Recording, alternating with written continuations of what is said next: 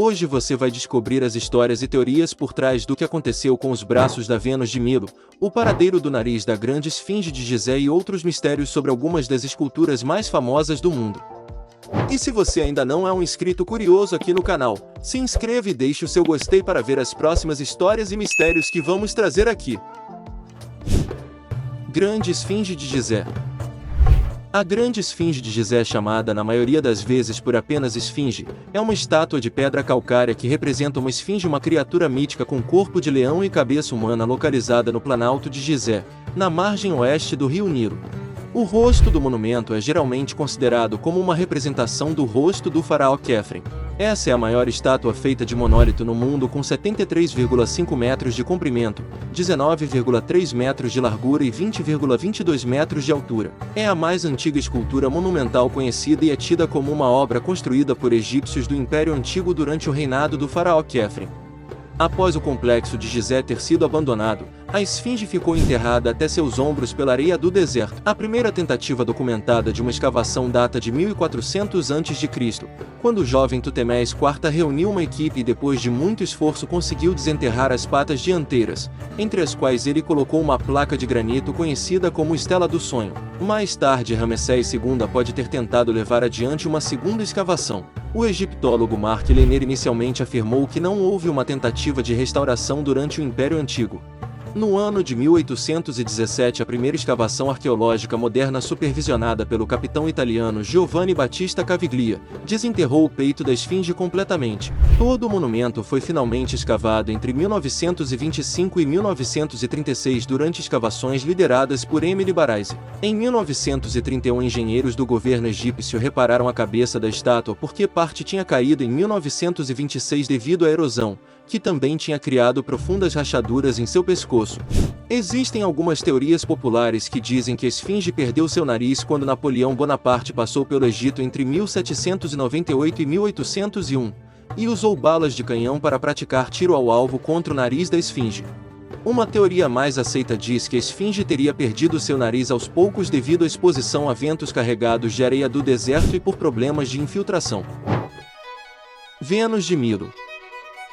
A Vênus de Milo é uma estátua da Grécia Antiga pertencente ao acervo do Museu do Louvre, que fica em Paris.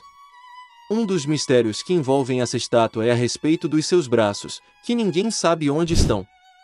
As teorias são tão controversas que o jornalista americano Gregory Curtis passou 2 anos entre Paris e a ilha de Milo, que fica na Grécia, em busca de todos os detalhes do paradeiro dos braços da estátua encontrada em 1820. Curtis disse que um dos primeiros documentos que leu dizia que os braços teriam sido arrancados durante uma batalha entre os moradores locais e marinheiros franceses. Em pouco tempo se descobriu que as batalhas não passavam de fantasia. Para ele, a Vênus já estava sem braços quando foi encontrada. A explicação mais plausível seria que um grupo de marinheiros franceses cujo navio estava atracado no porto de Milo se uniu a camponeses locais em busca de restos arqueológicos nas ruínas de uma civilização antiga. Enquanto os camponeses buscavam pedaços de mármore para usar na construção civil, os franceses procuravam algo com algum valor histórico. Foi então que um camponês local desenterrou a estátua separada em 2 pedaços na altura da cintura e já sem os braços. Um dos marinheiros, que se chamava Oliver Vautier, percebeu que estava diante de algo excepcional e convenceu seu superior, o Marquês de Rivière, a comprá-la. Depois de algumas idas e vindas, uma das esculturas mais famosas de todos os tempos foi negociada pelo valor de meia dúzia de cabras. A Vênus embarcou aos pedaços em direção a Paris e foi remontada pelos restauradores do Museu do Louvre, onde ela está até hoje. Vitória de Samotrácia.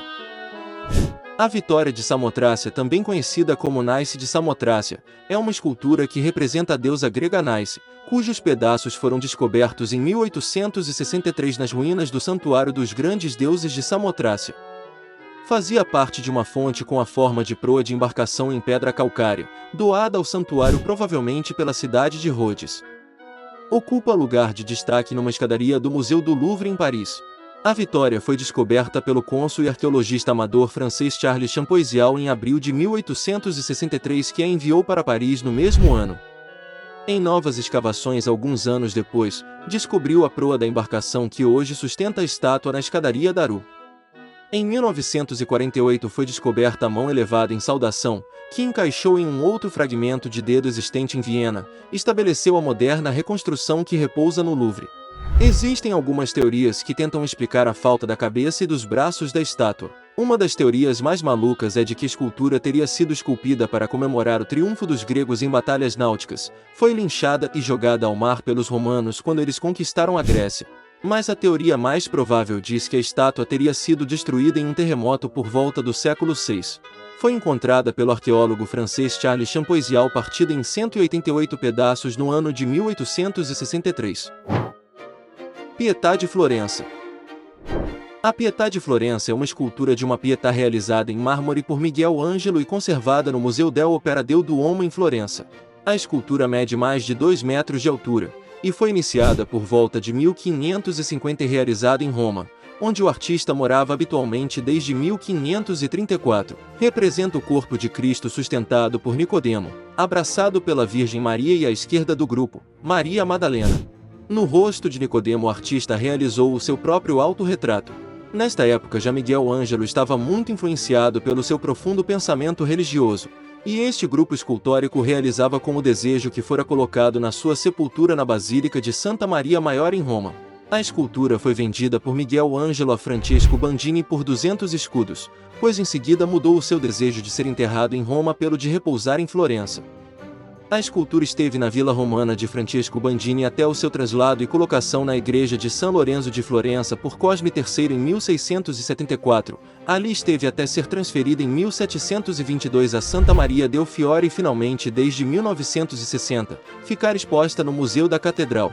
É claro que a falta da perna esquerda de Jesus na estátua foi um motivo para a criação de várias teorias para tentar explicar. Uma delas diz que, ao terminar a obra, Michelangelo percebeu que a perna de Jesus estava entrelaçada com a de Maria, ficou chocado com a conotação pecaminosa e destruiu parte da estátua. Outra teoria, que é a mais aceita, diz que a peça de mármore escolhida estava repleta de impurezas. Em certo momento, o pedaço da escultura não resistiu à pressão e quebrou.